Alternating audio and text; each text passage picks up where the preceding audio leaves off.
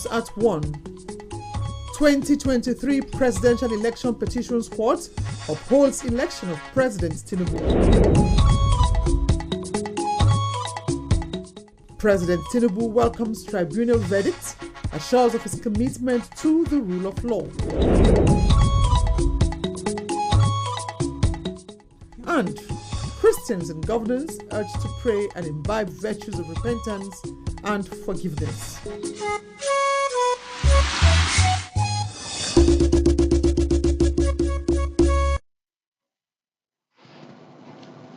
Good afternoon and a warm welcome to the News at 1 on NTA Channel 5 Abuja. I am Ifoma Ojintan. And we begin with judicial matters. The Presidential Election Petition Court sitting in Abuja has affirmed the declaration and return of Bola Tinubu as the duly elected President of the Federal Republic of Nigeria. The five-man panel of justices led by Justice Haruna Simon Samani gave the verdict in a unanimous decision of their court on the three consolidated petitions. Dele Atumbi reports that three courts dismissed all the three consolidated petitions for lacking in merit. The petitions dismissed are that of Allied People's Movement, Peter Obi and Labour Party, and that of Atiku Abubakar with the PDP. The five-man panel of justices affirmed the equality of the votes cast in all parts of the country. After the conduct of the 2023 presidential election on the 25th February, where President Bola Ahmed Tinubu was declared and returned as president, five political parties and their candidates filed petitions before the Presidential Election Petition Court sitting in Abuja. The petitioners at the initial stage were Action People's Party, Action Alliance, Allied People's Movement, Atiku Abubakar, PDP, as well as Peter Obi and Labour Party. During the pre-hearing section, Action People's Party and Action Alliance withdrew their petitions. The three remaining petitions were consolidated by the order of the court in line with paragraph 50 of the first schedule of the Electoral Act 2022. In the petition filed by Atiku Abubakar and PDP, the petitioners called 27 witnesses and tendered several documents. In its verdict, the Presidential Election Petition Court resolved all the four issues in the petition against the petitioners. In a well-considered verdict, the court dismissed all the three consolidated petitions for lacking in merit. Today is a great day for Nigeria. The Nigerian judiciary had proved itself to be the guardians for justice and fairness against the sirens of deception. It's a battle between the will of the people and the forces of misinformation and disinformation. But democracy has finally triumphed. Counsel to Atiku Abubakar and that of Peter Obi react. The judgment has been delivered, but we have not received justice. Luckily, the Constitution has given us the right to go on appeal. This is a court of first instance to go on appeal to the Supreme Court. Our clients are dissatisfied with the judgment, and they have given us instruction to go on appeal. The petitioners filed their petitions on 21st March 2023 in Abuja. Dele Atumbi, NTA News. In the meantime, President Bola Ahmed Tinubu has assured Nigerians of his renewed and energized focus on delivering his vision of a unified, peaceful, and prosperous nation following the judgment by the Presidential Election Petitions Tribunal in Abuja. In a statement signed by Andrew Ngelale, Special Advisor to the President on Media and Publicity, President Tinubu welcomes the judgment of the tribunal with an intense sense of solemn responsibility and preparedness to serve all Nigerians, irrespective of all diverse political persuasions, faith, and tribal identities. The President recognizes the diligence, undoubted thoroughness, and professionalism of the five-member bench in interpreting the law. The president affirms that his commitment to the rule of law and the unhindered discharge of duties by the tribunal, as witnessed in the panel's exclusive respect for the merits of the petitions brought forward, further reflects the continuing maturity of Nigeria's legal system and the advancement of Africa's largest democracy at a time when a democratic system of government is under test in other parts of the continent. The president believes the presidential candidates and all political parties that have lawfully exercised their rights by participating in the 2023 general elections and the judicial process have affirmed Nigeria's democratic credentials. Once more, President Tinubu thanks Nigerians for the mandate given to him to serve the country while promising to meet and exceed expectations by the grace of God Almighty and through very diligent hard work with the theme that he has put in place for that sole purpose. And to other news now, President Bola Ahmed Tinubu has taken up the challenge of rebuilding Nigeria's battered economy, grounding with local and foreign debts, coupled with an unsustainable fuel subsidy regime that created a galling hole in her public finance for several decades. This is the position of the Minister of Information and National Orientation, Mohammed Idris Malagi, in a press statement marking President Tinubu's 100 days in office as the 16th President and Commander-in-Chief of the Armed Forces, having taken the mantle of leadership on May 29 this year.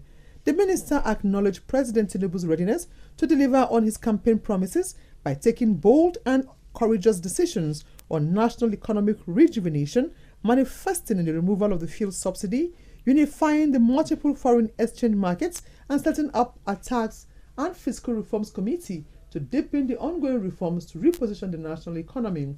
The first 100 days also witnessed efforts of the president to stabilize the polity and reduce the tensions associated with ethnic and religious agitations occasioned by the nation's heterogeneity and inherit the respect of the international community. While some decisions are taking a painful toll on the citizens, the government rolled out intervention programs to help cushion the unintended negative impacts of the reforms, which include working out a minimum wage and salary increase, supporting states and local government to enable them cater for the most vulnerable in the society, providing fertilizers to farmers, grains to households, cash transfer to people with low incomes. In addition to these, there are plans to roll out 11,000 CNG buses for affordable public transportation, among others. Within the last 100 days, President Tinubu has worked to promote political stability in Nigeria because he understands that there cannot be any meaningful progress and development without peace. The administration has stabilized the polity and reduced tensions associated with ethnic and religious agitations by better managing our diversity. President Tinubu's emergence as the chairman of the ECOWAS Authority of Heads of States and Governments within his 100 days in office has commendably raised the profile of Nigeria globally and within the West Africa sub-region, promoting the rule of law, defending constitutional order, and standing as a bulwark. Meanwhile, a group under the auspices of APC National Integrity Movement says President Tinubu's 100 days in office ignites the hope for better things ahead for the country. The group, in its solidarity with the president, converged on the Unity Fountain Abuja, where they expressed their support to the administration's renewed hope mandate. Abdullahi Ajia reports. With a strong conviction on the leadership credentials of President Bola Ahmed Tinubu, leaders and members of the APC National Integrity Movement, in their show of support to the current administration, say the first 100 days of the president in office have witnessed a more proactive, sensitive and deliberate policies and painstaking decisions necessary to take Nigeria out of the doldrums. Mr. President has not failed the country. He has done very well. He's proactive in terms of responding to issues. He's somebody that is fully prepared for the job. And We are not surprised for his response towards issues of Nigerians because he has a better understanding of what he's coming in to do in the office. What he needs now is support and encouragement. Just having 100 days and coming up with all the things that we're facing him, to have the courage to talk about the fuel subsidy removal was one great thing for this nation. The recent inauguration of the federal cabinet, the group believes, will help translate the president's renewed hope vision into good governance. The administration had done wonderfully well in terms of youth inclusion in government. And let's not forget that it's a developmental stage. The partisan group urges Nigerians to be patient with the government in the face of high expectations and challenges that are surmountable with more time of commitment. In Abuja, Abdullah Hajia, NTA News. And to bilateral matters now, President Bola Tinubu is assuring Indian investors that Nigeria is more than ever safe and ready for business, with his administration creating conducive business climate for local and foreign investors. President Tinubu addressed investors at the Nigeria-India Presidential Roundtable and Business Conference on the sidelines of the G20 Leaders Summit in India. State House correspondent Musbat Wahab reports. President Bola Tinubu is a special guest at the G20 Leaders Summit, but is here not only leveraging the platform, but also owning them to market the investment opportunities in the largest African economy. Definitely, we are open for business. You've heard it. We have capable, intelligent, and highly committed individuals and the government to drive the economy of Nigeria and to be able to give you the best return possible. There's nowhere else. You pinch penny in America and any other part of the world. Nigeria offers the best return on investment as it today. So invest.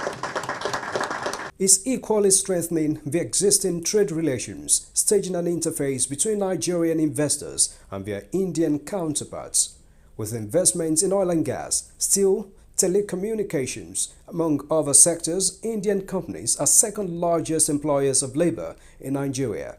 And now it is more reassuring as the president promises to expunge all challenges inhibiting ease of doing business in the country. Don't be frightened about investments in Nigeria. Bring it on. I have a team, and I am the captain of that team. I assure you, we solve problems. It's already a work in progress, with some policy decisions of the current administration enhancing ease of doing business, and the Indian investors are ready to plug in. For you to take that head on and create a single foreign exchange rate and create an atmosphere where foreign investment can feel comfortable coming in. Because if you invest and can't take your money out, it becomes a big dampener. You understand that, and you took a very important step in that regard.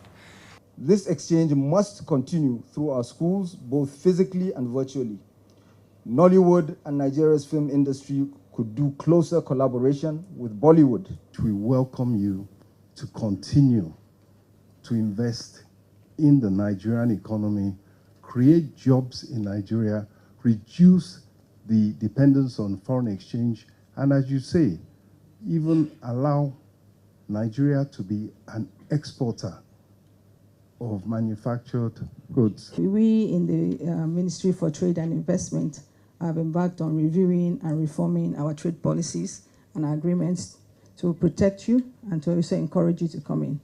The amazing things that you've done with technology here, changing government services, helping to save costs, but also ensuring that citizens can have access to good services as well. It's something that our president desires. And we're looking for ways to learn from how you've done it to ensure that we can take that back to Nigeria. Nigeria-India trade volume hit about $15 billion in 2022. That is now about to witness an increase with 3 MOUs signed among partners, 2 on information technology and 1 on infrastructure development. From New Delhi, Musbao and Wahab, NT News.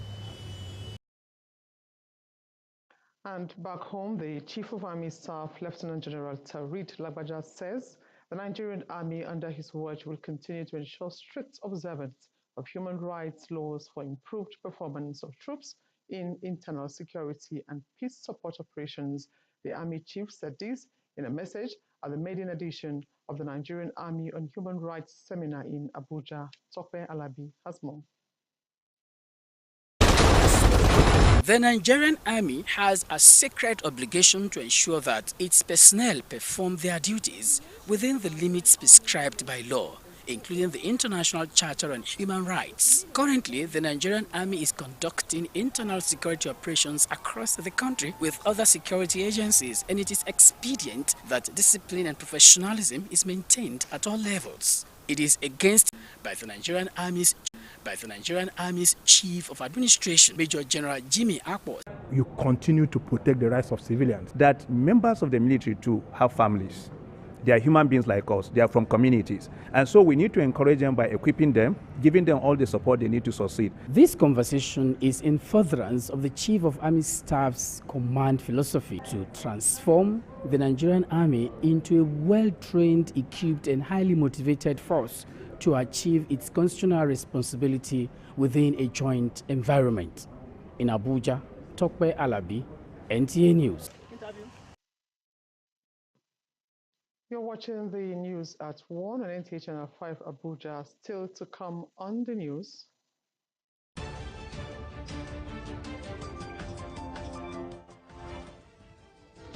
Ex-President of Gabon, Ali Bongo, gets released from house arrest, free to travel abroad. These and more in just a moment.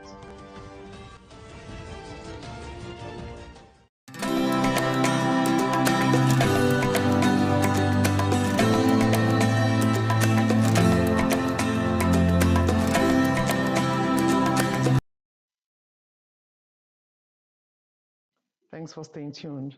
Now, stakeholders in the Nigerian transportation sector have underscored the significance of the sector to national development and socio-economic prosperity of the country, which require innovative and strategic smart transformation to meet modern demands and the exigencies of a fast-growing population. This was the position of transportation administrators under the auspices of Nigeria Transportation Commissioners Forum at the 2023 Orientation Summit in Abuja. Abdullahi Ajia reports.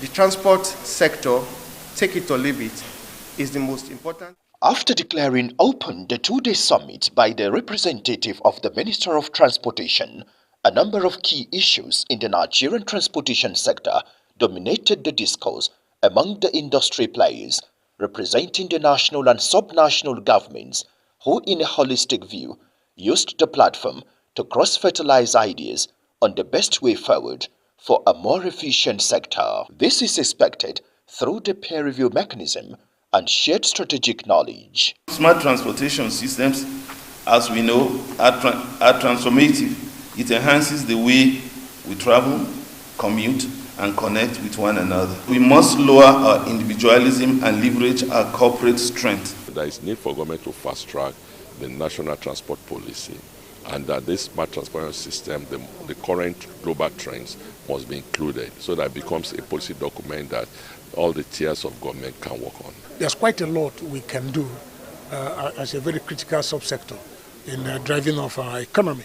For us to be able to have this intermodal connectivity and be able to walk and move the masses, the people and the goods to the respective destination, we need to work as a team. With so much ideas thought out of the international best practices, experts call for genuine commitment to make the sector more viable as they emphasize leveraging on smart technology and proper planning. To provide a platform for enhanced coordination, share best practices, and collectively work towards the development and improvement of national transportation infrastructure.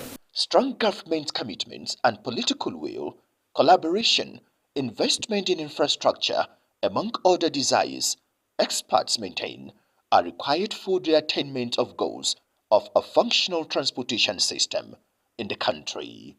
In Abuja, Abdullah Hajia, NTA News. According to World Health Organization, 99% of the world's population breathe polluted air. This threat to nature and biodiversity calls for stronger partnerships across nations and governments. Wayne Dogo tells us how the world is working to reduce challenges of air pollution. Air pollution globally is considered by environmentalists as one of the biggest health risks, with probably 9 out of 10 persons breathing unsafe air. The International Day of Blue Skies for Clean Air has been designated by the United Nations as a day to raise awareness about the dangers of air pollution. This year, there is a call for a multi-stakeholder partnership which will reduce air pollution, death and disease. We need dramatic and systemic change. Reinforced environmental standards, policies and laws that prevent emissions of air pollutants are needed more than ever. Available records indicate that more than 6 million people die every year, while 2 billion people are exposed to dangerous levels of household air pollution. Experts suggest that if countries work together across borders and boundaries, this will help reduce air pollution. In Abuja, Wayne Dogo, NTA News. Humility, prayers, and repentance from wicked ways were the focus of the teaching at the 2023 Conference of Christians and Governance. Convener of the conference, Pastor Mark Mamadou, says the virtues are key to forgiveness of sins for humanity. Now, details of this report will be brought to you in our subsequent bulletins. Let's now join the foreign desk for the Globe this week. Hello, welcome to the Globe this week, a foreign news segment that offers unique perspective on some stories that made headlines this week. I am Ifeanyi Ezumba. Gabon's former president Ali Bongo Ondimba has been released from house arrest and is free to leave the country for medical treatment. The military, which removed him from power last month, has said. Bongo, who had been held under house arrest since a military coup on August 30th, was toppled from power shortly after he was declared the winner of the much criticized elections that would have seen him extend his 14 years rule as president. Given his state of health, the former president of the republic, Ali Bongo Ondimba, is free to move about. He may, if he wishes, travel abroad for medical checkups. Gabon's military spokesman, Colonel Ulrich Manfombi, said in a statement read on national television on Wednesday evening.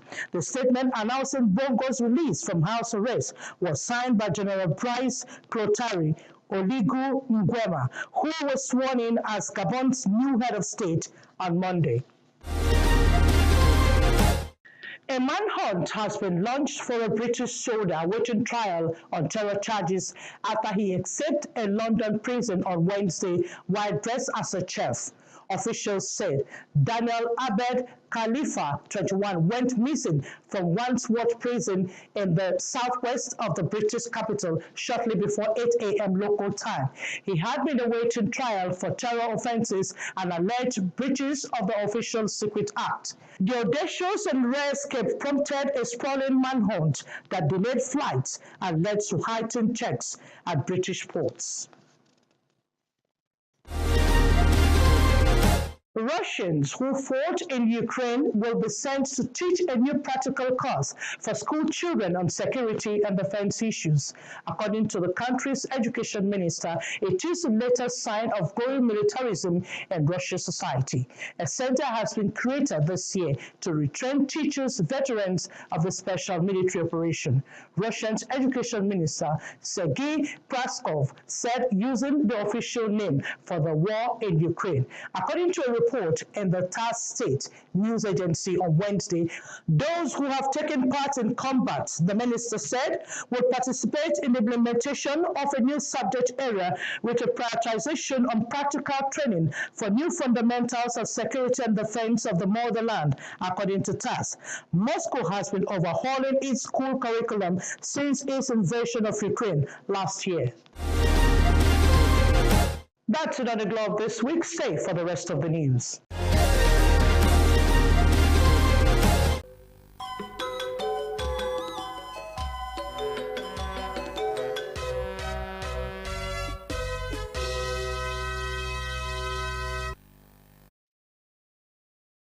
And next is Sports Brief.